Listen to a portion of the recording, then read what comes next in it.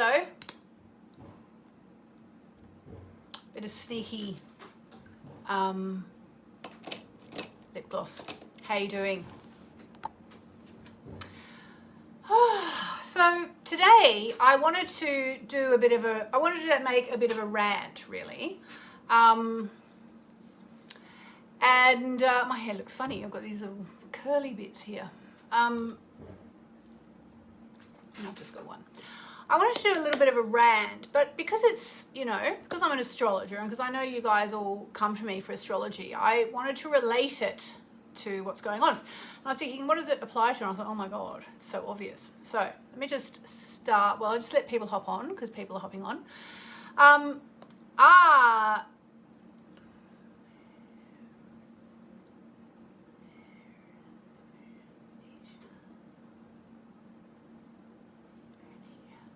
Oh my God, I'm trying to say your name. Marinisha. Marinisha? Marinisha. Did I get it right? Marinisha? I finally got to hear this beautiful name yesterday. But it has these like secret letters in there that you don't pronounce. Anyway, hello, beautiful Marinisha. I hope that's how you say it. Tell me again. Olivier says you should see my hair because I've made him grow his hair in lockdown. My son and my husband both have long hair. I said to my son, you do realise I'm making him in the image of the boys I fancied in the 70s when I was a teenager. Anyway, let's talk about Pluto. Just seeing if I've got, no, I don't have anything to show you.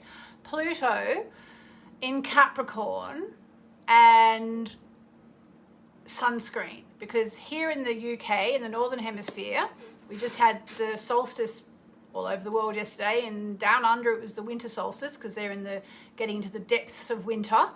And here in the UK we have the summer solstice in the Northern Hemisphere because we are now in summer.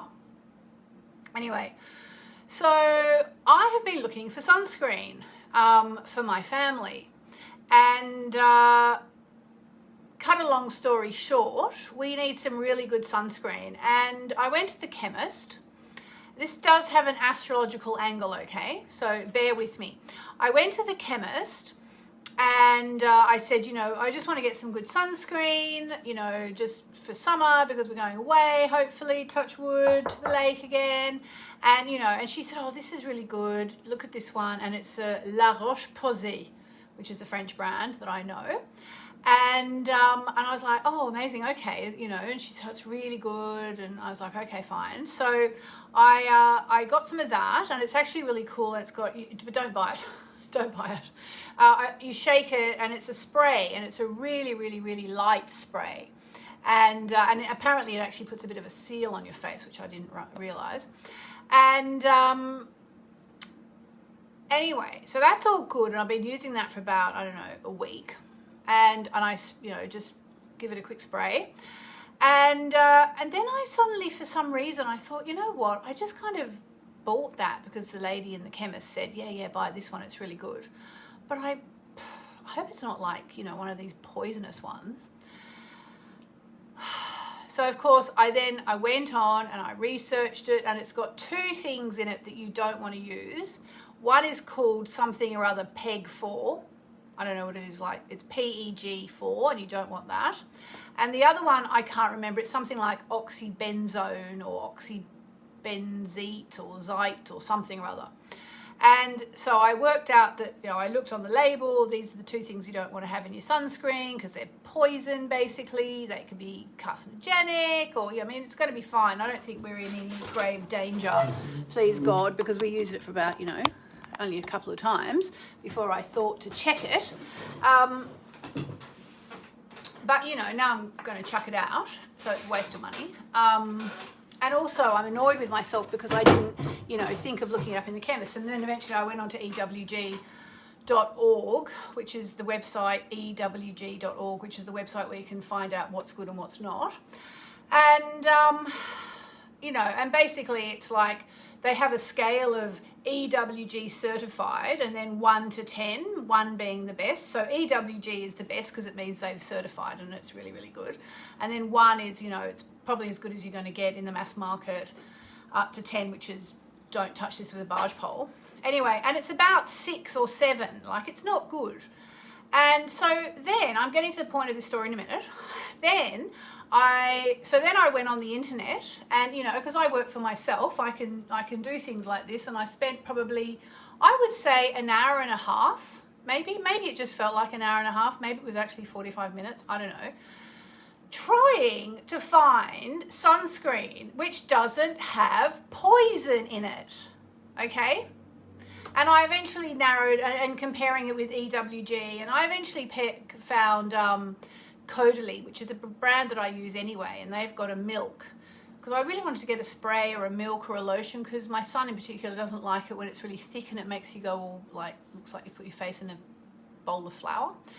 Anyway, the point of this story is I haven't bought it yet, and if anyone's got any suggestions for really clean, non-toxic sunscreen spray, I will read them with interest.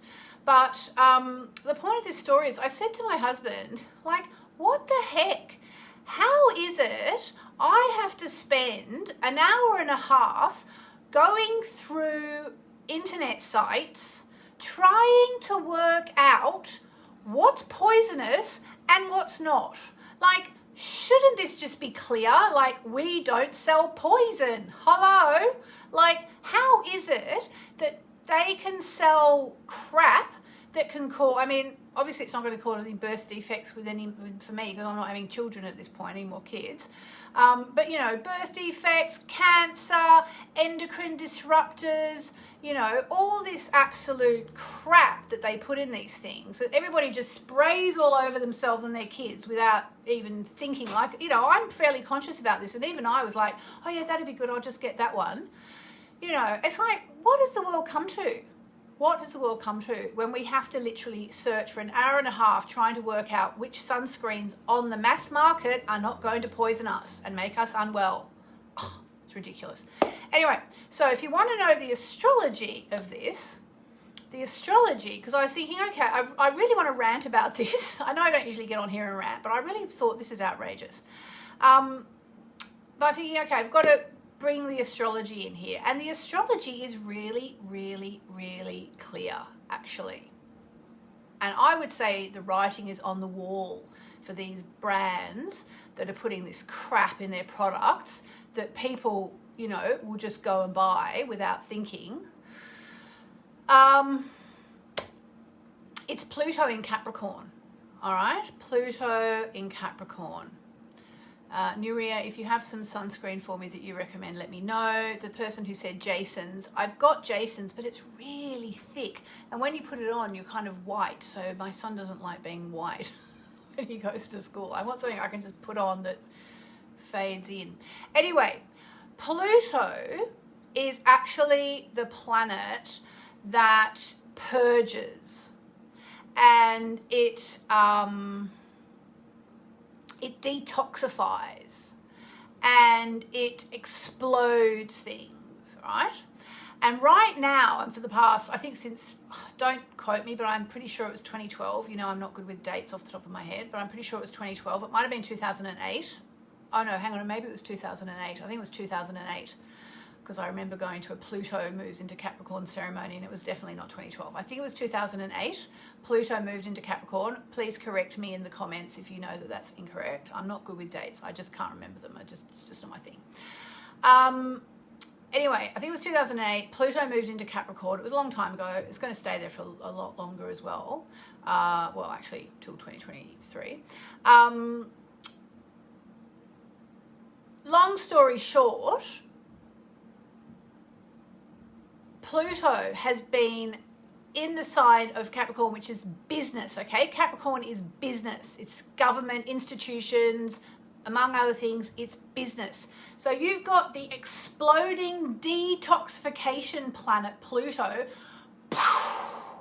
exploding in the sign of business, which is why people like me and the people like you who are agreeing with me in the comments that I can see there are going, hang on a minute, what the actual beep? I can't believe you are selling me this SHIT and that you're even allowed to, you know? and that we are forced to spend hours on our phones or our computers trying to work out what we can buy that's not going to poison us. But just to give you one little more thing on this whole Pluto in Capricorn thing, I remember in about 2005, because it was before I met my husband and we had our son, I was in Paris with a beautiful girl called Micah. Hi, Micah, if you're there, who's German, but we knew each other living in Paris. And she was studying for a PhD, and her PhD was about ethics in business. Okay, so this was pre-Pluto in Capricorn. And I remember saying to her, what's that even about? Like, ethics in business? There is no ethics in business. Like, who cares about ethics in business? All the big businesses, they don't give a damn.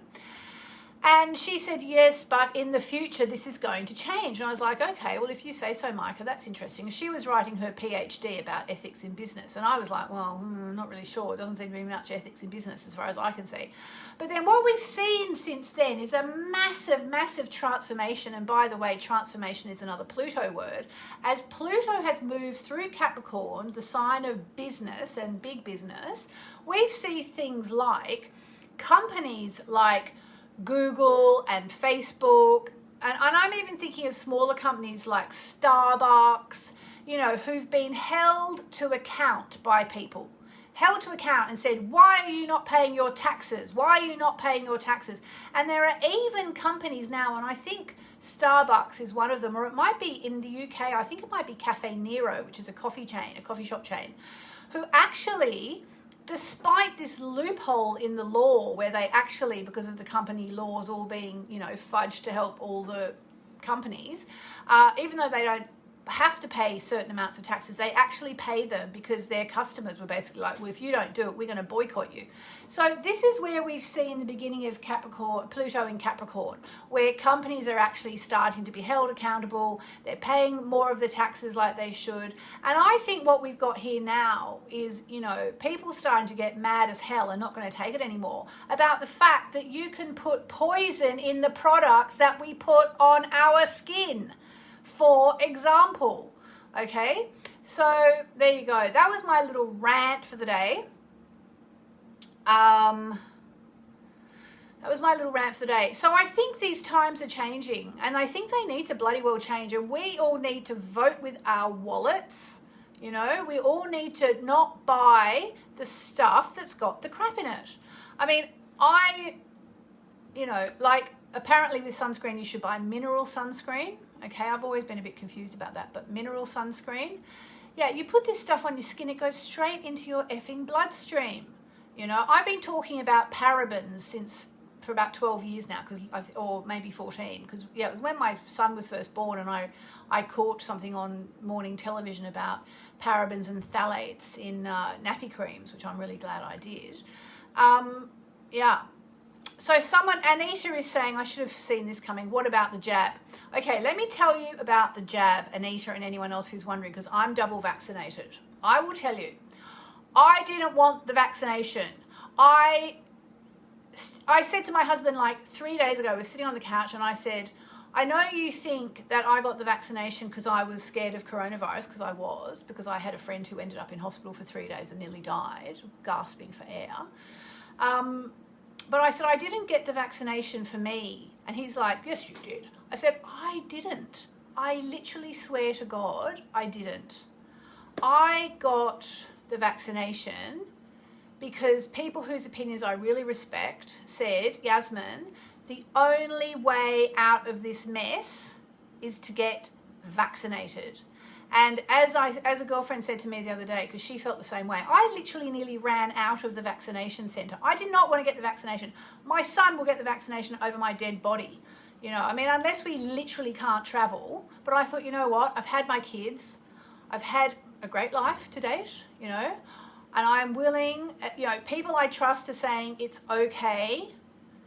It was like 2 days before the European Commission even handed down their report about the blood clots. Like, I was scared out of my mind, but I said, you know what? My